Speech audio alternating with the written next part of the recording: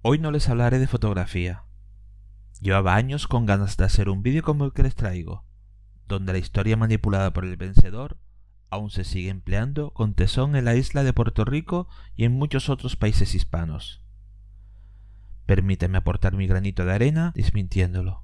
Quédate hasta el final. Hace aproximadamente unos 20 años tuve la suerte de visitar la preciosa ciudad de San Juan. La verdad que tenía mucha ilusión en conocer la isla, ya que Canarias y Puerto Rico comparten mucha historia en común, sobre todo en el siglo XIX. Existió una guerra fatal, que es la famosa guerra hispanoamericana, en donde salieron vencedores los norteamericanos, y ahí fueron donde perdimos las últimas provincias de Hispanoamérica: Cuba, Puerto Rico y también el archipiélago de las Filipinas y la isla de Guam. Lo primero que me sorprendió, según toqué tierra, fue encontrarme en la dársena una bandera norteamericana ondeando así sin más, y bueno, eso me hacía recordar que había llegado a territorio norteamericano. Pero era una cosa muy extraña, porque te dabas cuenta que la población que vivían allí tenía más en común conmigo que cualquier señor que vive, no sé, en Utah o Nueva York. Nos fuimos a visitar la fortaleza del Morro, y mientras andábamos por los alrededores de ese lugar, bueno, de hecho me recordaba, pues no sé, a la fortaleza que existe en la isla de Terceira, en las Azores, o incluso donde yo vivo tenemos el Castillo de la Luz, que también era una fortaleza. El caso, que callejeando un poquito por el interior de la fortaleza, me encuentro un cartel informativo que hacía mención del bombardeo que sufrió la ciudad de San Juan a través del almirante norteamericano William T. Sampson. Resumiendo un poco el cartel informativo, lo que dice es que el 12 de mayo de 1898 la flota norteamericana, pensando que iba a encontrar en el puerto de San Juan la flota española, entraron con intención de hundirla. En vista de que no estaban, bombardearon durante 3 horas las fortalezas del Morro y de San Cristóbal. Y luego se marcharon en dirección a la isla hermana de Cuba. El 3 de julio de 1898 encontraron y destruyeron la flota del contraalmirante Cervantes y Topete, mientras ésta luchaban por llegar a la bahía de Santiago de Cuba. Una mentira dicha 1000 veces se convierte en una verdad. Mentira. Esta parte es una auténtica mentira. Yo no sé si ha sido malintencionada, es decir, quien mandó a hacer ese cartel en aquel entonces fue a través de alguna entidad pública en donde el que redactó ese texto pues le quiso colar esa frase malintencionada, o simplemente fue lo que quiso poner el almirante estadounidense en el diario de a bordo. Lo que realmente ocurrió fue que el contraalmirante Pascual Cervera Topete recibió una orden directa donde les pedía que tenía que enfrentarse a la marina estadounidense en mar abierto. Y eso fue lo que hizo. Salieron del puerto de Santiago de Cuba y se enfrentaron contra la flota estadounidense. Ellos ya sabían que la batalla no iba a ser igualitaria, que si salían a alta mar contra la marina norteamericana, sabían que iban a perder. Pero aún así, las órdenes que recibieron las fueron a cumplir. Antes de que llegara el momento fatídico, el almirante Cervera se dirigió a su tripulación y le dijo lo siguiente: ha llegado el momento solemne de lanzarse a la pelea. Así nos los exige el sagrado nombre de España y el honor de su bandera gloriosa. He querido que asistáis conmigo a esta cita con el enemigo, luciendo el uniforme de gala. Sé que os extraña esta orden, porque es impropia en combate, pero es la ropa que vestimos los marinos de España en las grandes solemnidades. Y no creo que haya momento más solemne en la vida de un soldado que aquel el que se muere por la patria. El enemigo codicia nuestros viejos y gloriosos cascos. Para ello han enviado contra nosotros todo el poderío de su joven escuadra. Pero solo las astillas de nuestras naves podrán tomar, y solo podrán arrebatarnos nuestras armas cuando, cadáveres ya, flotemos sobre estas aguas, que han sido y son de España. Hijos míos, el enemigo nos aventaja en fuerza, pero no nos iguala en valor. Clavad las banderas, ni un solo navío prisionero. Dotación de mi escuadra.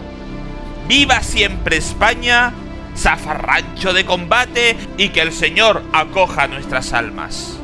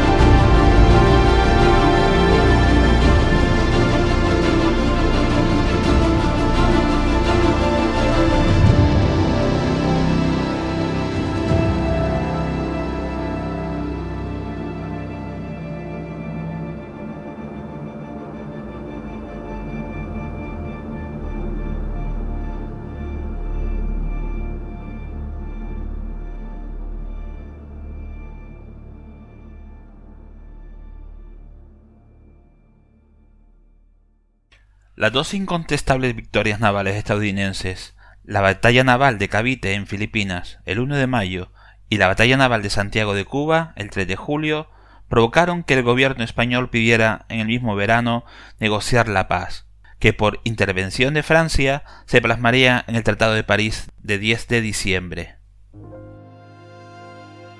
El tratado dio por finalizada la guerra hispano-estadounidense. Por él, España abandonó sus demandas sobre Cuba, que declaró su independencia. Filipinas fue oficialmente entregada a los Estados Unidos por $20 millones, y Guam, junto con Puerto Rico, se convirtieron también en propiedades estadounidenses. Aunque durante las negociaciones España intentó incluir numerosas enmiendas, finalmente no tuvo más remedio que aceptar todas y cada una de las imposiciones estadounidenses, puesto que había perdido la guerra y era consciente de que el superior poderío armamentístico estadounidense podría poner en peligro otras posesiones españolas en África y Europa, entre ellas las Islas Canarias.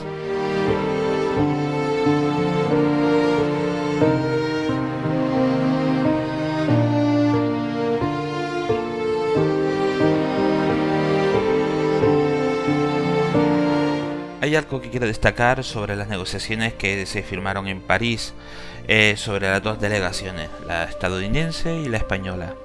España en un principio pensaba que iban con intenciones de llegar a algún acuerdo, pero los norteamericanos, como era la nación vencedora, tenían muy claro que no iban a llegar a un acuerdo, que era una imposición.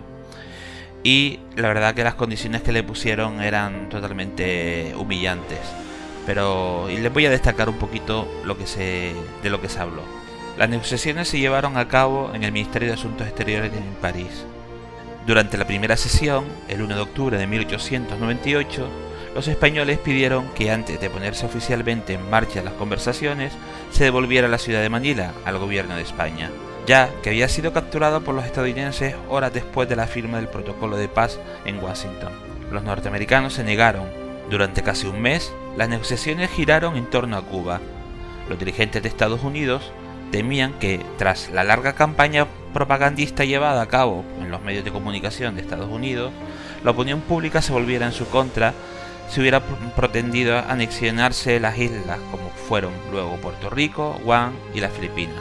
España evidentemente se negó a aceptarla, pero al final no tuvo otra opción y la responsabilidad de la deuda tuvo que ser asumida por España.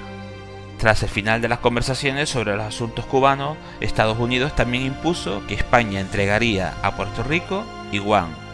Los negociadores se centraron entonces sobre la cuestión de las Filipinas, con los miembros de la delegación española albergando inocentemente la esperanza de ceder solo Mindanao y la isla de Zulú, manteniendo bajo administración española el resto del archipiélago, pero evidentemente los norteamericanos no aceptaron dicha propuesta. Tras un breve debate, la delegación estadounidense ofreció $20 millones por las Filipinas.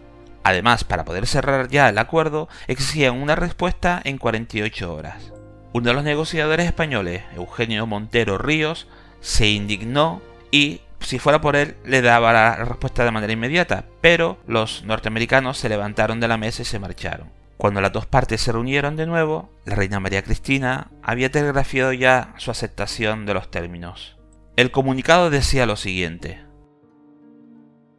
el gobierno de Su Majestad, movido por razones nobles de patriotismo y de humanidad, no asumirá la responsabilidad de volver a traer a España todos los horrores de la guerra. Para evitarlos, se resigna la penosa tarea de someterse a la ley del vencedor, por dura que sea, y como España carece de los medios materiales para defender los derechos que cree que son suyos, se aceptan los únicos términos que los Estados Unidos le ofrecen para la conclusión del Tratado de Paz.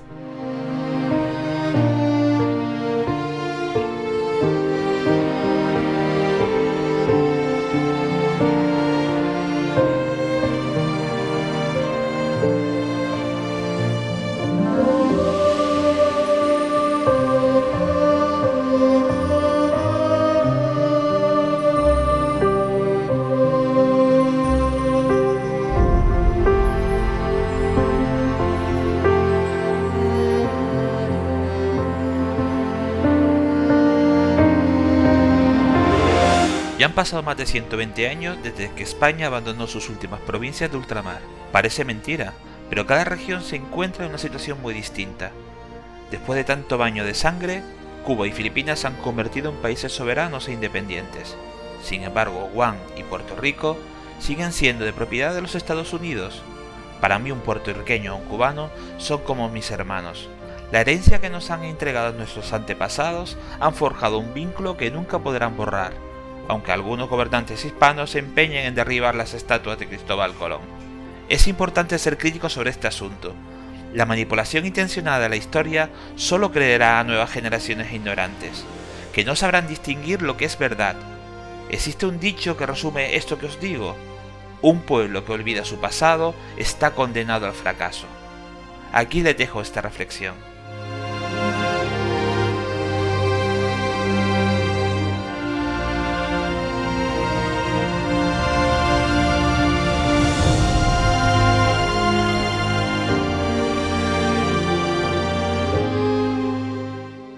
Si les ha gustado el contenido del vídeo, por favor dale un pulgar arriba, es la señal que necesito para saber que existe gente que valora el esfuerzo que empeña en realizar un proyecto audiovisual como este.